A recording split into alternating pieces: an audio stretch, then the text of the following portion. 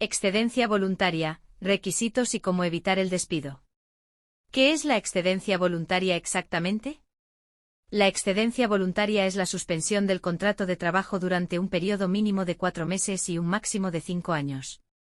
El contrato no se extingue sino se suspende manteniendo la persona trabajadora un derecho preferente de reincorporación. Esto significa que en caso de solicitar la reincorporación y no existir un puesto acorde al que venía desempeñando, tendrá preferencia para ocupar el próximo que quede vacante. El Tribunal Supremo es muy contundente: la relación laboral no se suspende al no existir el derecho de reincorporación, pero tampoco se extingue el vínculo laboral de forma definitiva. ¿Por qué motivos puedo pedir la excedencia laboral?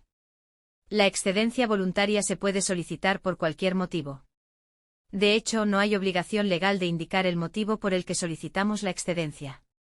No obstante, existen ciertas limitaciones sobre lo que podemos hacer con nuestra vida laboral durante la excedencia. Si hemos firmado un pacto de no concurrencia, no podremos trabajar en otra empresa del sector, o cualquier restricción que se nos hubiera impuesto. De lo contrario, la empresa procederá al despido disciplinario. ¿Tengo derecho a liquidación o finiquito al iniciar la excedencia? Cuando iniciamos el disfrute de una excedencia, nuestra relación laboral se suspende, ojo, no se extingue. Por ello, previo al inicio de la excedencia, la empresa ha de abonarlos junto con el salario del mes en curso, la parte proporcional a las pagas extraordinarias y los días de vacaciones no disfrutadas. En algunos casos en los que el periodo de excedencia solicitado es inferior a un año, y se disfrutan dentro del año natural, no se abonarán las partes proporcionales. En ese caso se calcularán las partes proporcionales de pagas extras y días de vacaciones al tiempo efectivo de trabajo. ¿Qué tipos de excedencias existen? Nuestra legislación contempla 3 tipos de excedencia. Cada tipo destinado a un caso específico. Excedencia forzosa, reservada para el supuesto de designación de trabajadores para un cargo público, y que no sea compatible con su puesto de trabajo. Excedencia por cuidado de un familiar o hijo. En este caso se concede para el cuidado de un familiar grave y dependiente de hasta 2º grado de consanguinidad, o de un hijo menor de 3 años. La principal diferencia es que, dado que tiene una causa concreta, es una excedencia con reserva de puesto. Durante la excedencia por cuidado de familiar, la Seguridad Social tendrá por cotizado el primer año, a efectos de solicitar las prestaciones de jubilación, incapacidad permanente, ayudas por muerte y supervivencia, prestación por maternidad o paternidad. En el caso de excedencia por cuidado de hijos, la Seguridad Social tendrá por cotizado los 3 primeros años, para las mismas prestaciones que la excedencia por cuidado de familiares. ¿Tiene reserva de puesto la excedencia voluntaria? No. La única excepción es que el convenio colectivo de aplicación garantice la reserva de puesto, no obstante son una minoría de convenios colectivos los que garantizan la reserva de puesto. Por ello, hemos de tener muy en cuenta que la excedencia voluntaria no conlleva la reserva de puesto, sino una expectativa de reincorporación preferente. Esto es, que en caso de existir un puesto vacante de la misma o similar categoría profesional en la fecha en la que se debe volver a la empresa, el trabajador se reincorporará. De lo contrario, el trabajador tendrá que esperar hasta que haya una vacante compatible con su categoría. Para ello, el trabajador debe haber preavisado de su intención de reincorporarse a la empresa. ¿Qué ocurre si la empresa nos deniega la reincorporación de la excedencia? No es nada extraño que la empresa, tras solicitar la reincorporación, nos responda advirtiendo que no existe puesto vacante. Esta respuesta, en ocasiones, no es cierta. A veces la empresa por cualquier motivo ajeno no tiene intención de incorporarnos. En otras ocasiones el puesto se ha ocupado por otro trabajador previo a solicitar la reincorporación. Depende de la situación concreta, se podrá interpretar como un despido por excedencia o no. Explicamos las situaciones más habituales. 1. Empresa nos niega la reincorporación de forma clara e incondicionada.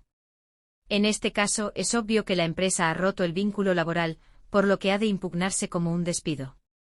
2. La empresa no contesta a nuestro escrito de preaviso o indica que no hay vacantes. En este caso la empresa no está negando la reincorporación, sino discutiendo los términos en los que se podría producir esa reincorporación. Por ello, en este caso, no estamos ante un despido. El procedimiento correcto sería una declarativa de derechos a incorporación tras excedencia. En este tipo de procedimientos corresponde a la empresa acreditar que no es posible la reincorporación, por no existir plaza vacante de igual o similar categoría profesional. 3. En los casos de excedencia por cuidado de familiares o de hijos, en caso de que la empresa niegue la reincorporación indicando no existir vacante, se interpretará sin lugar a dudas como despido. Habrá pues que seguir el cauce del procedimiento de impugnación de despido, STS 21 de febrero de 2013, STSJ Galicia 22 de noviembre de 2011. ¿Puedo trabajar en otra empresa durante la excedencia? Sí, se puede trabajar. Existe una única excepción, que no se vulnere el principio de competencia desleal. Es decir, que no se utilicen conocimientos y procedimientos adquiridos en la empresa excedente, para aplicarlos en una nueva empresa, durante la excedencia. Pero además en los casos en los que hayamos suscrito un contrato de no concurrencia, deberemos respetarlo. Dependiendo de los términos del contrato de no concurrencia, no podremos trabajar en determinados sectores, normalmente el propio de la empresa excedente, durante un determinado periodo de tiempo, incluyendo normalmente durante la excedencia voluntaria. Si se incumple cualquier cláusula del contrato o acuerdo de no concurrencia o si se actúa bajo competencia desleal, la empresa puede proceder con el despido disciplinario. Derecho a prestación por desempleo. La respuesta es no. Pero existen excepciones. Tenemos que saber que el pase a situación de excedencia no equivale a encontrarnos en situación legal de desempleo, situación necesaria para solicitar el paro. Las opciones que tiene el trabajador para percibir el desempleo son varias. 1. Demandar a la empresa por despido. Si el juzgado de lo social considera que la negativa a reincorporarnos constituye un despido, tendremos derecho a prestación por desempleo. El Tribunal Supremo ha sido muy claro en este aspecto, en su sentencia de 13 de julio de 2021. 2. Si comenzamos a trabajar en otra empresa, y nos despiden o nos cesan tras un contrato temporal, generaremos derecho a desempleo, con todas las cotizaciones que no hayamos utilizado. Tenemos que tener en cuenta que para encontrarnos en situación legal de desempleo, la empresa ha de despedirnos o cesarnos, fin de contrato temporal, no siendo válido una renuncia, baja voluntaria, o una no superación del periodo de prueba. ¿Cuánto tiempo tengo que trabajar para tener derecho a desempleo? Trabajando uno solo día tendremos derecho a la prestación por desempleo, sentencia del Tribunal Supremo de 5 de marzo de 2019. Pero ojo, trabajar un solo día en la nueva empresa y solicitar el desempleo es una situación que, dependiendo de qué administración se trate, puede dar algunos problemas. Hablamos de que tanto la Inspección de Trabajo y Seguridad Social, como el SEPE, pueden entender que el alta en seguridad social de uno solo día puede haberse producido intencionalmente con fines defraudatorios.